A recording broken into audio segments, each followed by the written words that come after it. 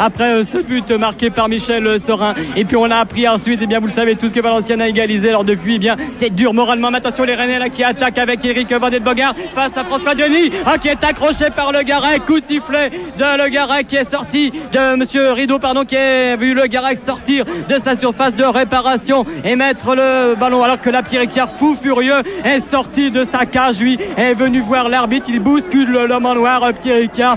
Quelle tension complètement folle ici ce soir au stade du Moustoir. Que ça va être dommage si le stade ne monte pas, mais on y croit encore jusqu'au coup de sifflet. Il faut croire, vous tous ici qui êtes derrière le transistor, à l'accession du stade à première division, alors qu'il y a une bousculade entre Pierre Ricard et Stéphane Le Garec, les deux gardiens. Pierre Ricard qui a perdu complètement le contrôle de ses nerfs, et là on comprend un petit peu, car vraiment c'est complètement dingue, je me répète. Et Raymond Kérusoré et Pierre Ricard qui est sifflé par le public. On joue les arrêts de jeu, Bertrand, ici, et Rennes pour l'instant n'est pas en première division, c'est Valenciennes, c'est la formation de Perroche qui est en D1, mais attention, un coup franc pour le Stade Rennais dans le camp de Lorientais, avec près du ballon Laurent de la Montagne qui frappe de Laurent de la Montagne dans le mur Lorientais, et les Lorientais qui se dégagent, et l'arbitre qui regarde son chronomètre.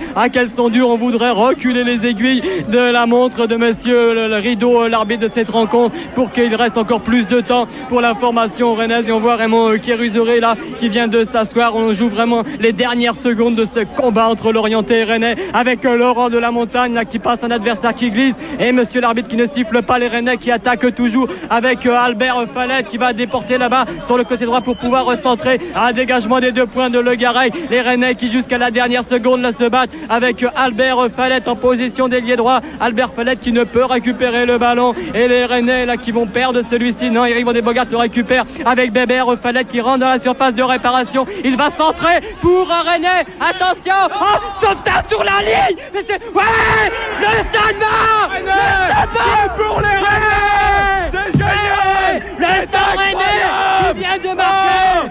Rennes qui marque. Sensationnel, extraordinaire, délirant. Dernière seconde de jeu. Le stade est en division 1. Ouais, c'est superbe. C'est incroyable. Nous vivons des minutes historiques. Le monde n'est pas trop fort avec cette tête de Bob Senoussi. Je crois, non, c'est Cano. C'est Cano qui a marqué ce but sur une récupération. Oh là là, 2 buts de la tête. Il ne reste plus rien à jouer. Et les joueurs lorientais complètement accablés. Oui, Vincent, on va vite au stade Jean-Bouin avec Thierry Lardeux. Est-ce que c'est terminé? Non, il reste encore à mon chronomètre. Si, à mon chronomètre c'est terminé, mais il y a quelques incidents ici avec les officiers qui viennent de rentrer sur le terrain. Thierry, vous nous appelez dès que c'est terminé au stade Jean-Bouin, bien sûr. Hein. C'est terminé, c'est terminé. C'est terminé, nous allons vivre les dernières minutes à Jean-Bouin. On va à Jean-Bouin tout de suite pour les dernières minutes, Thierry Lardeux. Ici, le jeu n'a pas encore repris, toujours les discussions avec ces officiels sur le terrain. On se demande ce qui vient de se passer. Tout ce que je peux vous dire, c'est que tous les Valenciennois qui sont juste en face dans la tribune sont accablés alors qu'ils lançaient déjà les pétards sur la pelouse. Eh bien, ils viennent vraiment de recevoir un gros coup sur la tête. C'est le ciel qui leur est tombé sur la tête. Il y a combien d'arrêts de jeu, Thierry? Combien d'arrêts de jeu à jouer? Il y a à peu près 30 secondes, voire 1 minute d'arrêt de jeu au plus. Le jeu est reparti, c'est Kéké qui a la balle sur le côté droit, qui essaye de passer son vis-à-vis Vio, mais qui redonne à Aubry, le gardien angevin. Et l'arbitre qui arrête le match, c'est un coup franc. La balle qui revient à Aubry, le gardien angevin, qui va pouvoir dégager son camp. Aubry qui dégage très loin devant des angevins vraiment extrêmement déçus, on le comprend, qui ont passé la majeure partie du temps dans le camp de Valenciennes, alors que là c'est une action valenciennoise, et Aubry qui sauve du point en dehors de sa surface de réparation, et c'est un coup franc pour les Valenciennois. C'est dingue, Bertrand.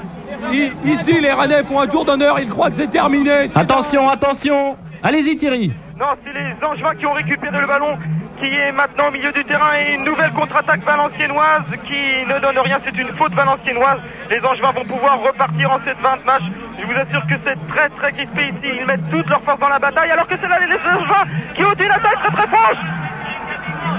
Mais c'est le gardien encore, Thierry Cabi, qui sauve son équipe d'une situation extrêmement dangereuse. Attention, les Angevins repartent à la tête avec Laurent Vio sur les droites qui centre pour tout seul au centre. Oh là là, Thierry Cabi qui vient de sauver une nouvelle fois. Fantastique. magnifique gardien valenciennois, alors que Lagrange était tout seul face à lui. Il tire sur Thierry Cabi, qui là véritablement fait encore un nouvel exploit, mais qui n'est pas suffisant pour les Valenciennois, qui se redégagent. Et le ballon qui est maintenant au milieu du terrain avec Ekeke, une grande balle devant, et c'est un hors-jeu. Je ne comprends pas monsieur Desayas qui ne siffle pas la fin du match. Il n'y a pourtant eu pas autant d'arrêts de jeu que cela. Le jeu reprend donc pour Angers qui balance aussi, comme on dit, loin devant, mais cela ne donne rien. Par précipitation, les Angevins sont en train de gâcher leurs occasions et les Valenciennois récupèrent le ballon en milieu de terrain pour une des dernières cartouches.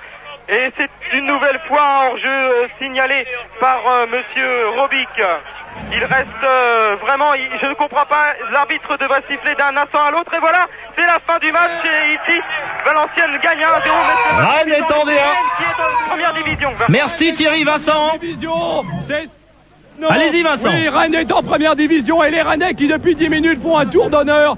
Ils croyaient que c'était terminé à Valenciennes, à Angers plutôt. Ils ne savaient pas que le match se poursuivait. Nous avons vécu une minute comme on en voit rarement. Notre ami Patrick Vétier est parti avec la HF recueillir tout de suite des témoignages sur le terrain. Il est parti courir. Il n'est pas très grand, Patrick Vétier, alors gageons qu'il va se faufiler rapidement. Ils vont le chevestrier. Eh bien écoutez, c'est incroyable ce qu'on a vécu. Le stade est en première division, mais qu'est-ce qu'on a souffert. C'était les 30 dernières secondes, on n'y croyait plus. Et voici que Cano a marqué le but qui a délivré effectivement tout le monde, Vincent. Ah, c'est incroyable, les Rennais qui font un tour d'honneur. Ils ne veulent pas quitter la pelouse, ils vont rentrer dans les vestiaires et ils viendront certainement peut-être répondre à Patrick Vétier dans quelques instants. Quelle finale extraordinaire! Rendez-vous compte, Bertrand. Rennes qui ouvre la marque. Si je consulte mes notes, c'est à la 72e minute, un but de Sora de la tête.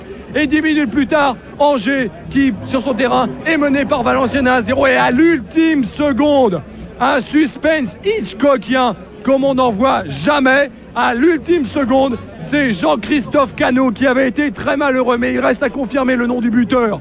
Jean-Christophe Cano qui, de la tête, sur une balle en cloche qui avait été dégagée par le gardien Lorientais, Le Garec, une balle qui retombait droit sur la ligne.